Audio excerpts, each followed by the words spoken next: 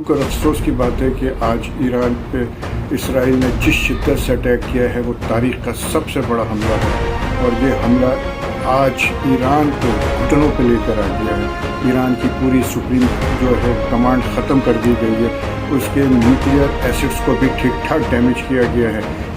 Unfortunately इस वक्त Israel को ये बात बड़ी अच्छी तरह अंदाज़ा है कि ईरान की एयरफोर्स बहुत कमज़ोर है और वो 2000 किलोमीटर तक जाकर इसराइल को हिट नहीं कर सकती। दूसरी तरफ जो है हमारे मुसलमानों में इस कदर के गद्दार मौजूद हैं और ये जिस पर ये मैं कहते हुए बड़े दुख के साथ कहूँगा कि उर्दू ने तो वाज़ेह तौर पर ईरान को ये बात कह दी है कि अगर आपके ड्रोन या मिसाइल हमारी सरहद पे से जाएंगे तो हम उसको उड़ाएंगे। ये तो मुसलमानों का हालात है।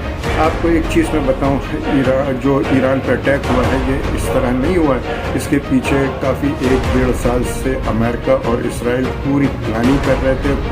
उन्होंने सफारती लिहाज से डिप्लोमेटिकली पूरे पहले तो ईरान को आइसोलेट करा। जितने अरब इस्लामिक मुल्क हैं इनको पहले एतमाद में लिया। ये जो अभी डोनाल्ड ट्रंप गया था यूएई और अरब का दौरा करा था तो वो सिर्फ वहाँ की औरतें नाचते हुए देखने नहीं गया था, बल्कि वो इनको एतमाद में लेने गया था। और क्योंकि अरब अब इस वक्त जो है बेहिस और बेगैरत हो चुका है, मैं उसके ऊपर ज़्यादा नहीं बोलूँगा। कुछ भी हो, ईरान हमारा पड़ोसी इस्लामिक मुल्क है और आज पूरे आलम इस्लाम में जो कि मैं बड़े अफसोस के साथ कहूँगा कि दो वाज़ेह जो है डिवीज़न नज़र आ रही है, एक सुन्नी स्टेट और एक शिया स्टेट। सुन्नी स्टेट जो है एक तो मफलूज भी है, कमज़ोर भी है और दूसरी खुशामद पसंद भी है। और दूसरी बात ये है कि अगर आज ईरान पे इतना बड़ा अटैक हुआ, अटैक ईरान के अंदर से हुआ है, बाहर से जाकर नहीं हुआ। जितने ड्रोन हैं उसकी प्लानिंग बिल्कुल इसी तरह हुई है जिस तरह रूस के साथ जो है वो यूक्रेन ने किया था। और इसी तरह 1-1.5 साल से ईरान के अंदर जो है गद्दार और जो है मुखबर बैठे हुए थे। ईरान के अंदर ईरानी जो है इसराइली एजेंट बैठे हुए थे जिन्होंने पूरी 1-2 साल से प्लानिंग कर रहे थे और उन्होंने मौका देखते हुए आज ईरान पर हमला कर दिया है। और ये हमला पहले तो लिटमस टेस्ट था रशिया के अंदर। दूसरी आप ये देखेंगे उन्होंने ईरान पे किस वक्त अटैक करा कि जब रशिया एंगेज हुआ था ईरान के महाज पे।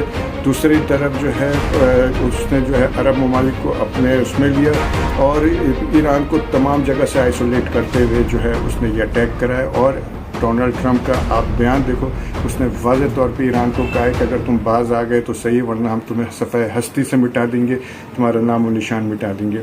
तो मैं अब ये समझता हूँ कि ईरान को मसलहतन इस वक्त मसलहत का तकाजा यही है कि अपने आप को बचाए। अगर ईरान बच गया तो कल बदला भी ले सकता है और अगर ईरान ही नहीं रहा तो फिर जो है अगला शिकार जो है ना एक एक करके तमाम सुन्नी स्टेट होंगे। उसके बाद जो है ना मैं समझता हूँ कि जो है इसराइल जो है इंडिया के साथ भी इसी तर्ज पर पाकिस्तान पर अटैक कर सकता है और कोई भरोसा नहीं कि हम अगला टारगेट हमारा और इसी अंदाज पे और इससे ज़्यादा शिद्दत से हो। तो सिर्फ ये कहने का एक मकसद था, आज ईरान को चाहिए कि हिकमत अमली से काम ले, अपनी ताकत को यकजा करे और वक्त आने पर जो है ना इस चीज़ को देखे। और अफसोस है कि सिर्फ इस्लामिक स्टेट के ऊपर रोया जा सकता है। अल्लाह मुसलमानों का हामी और नासिर। Thank you.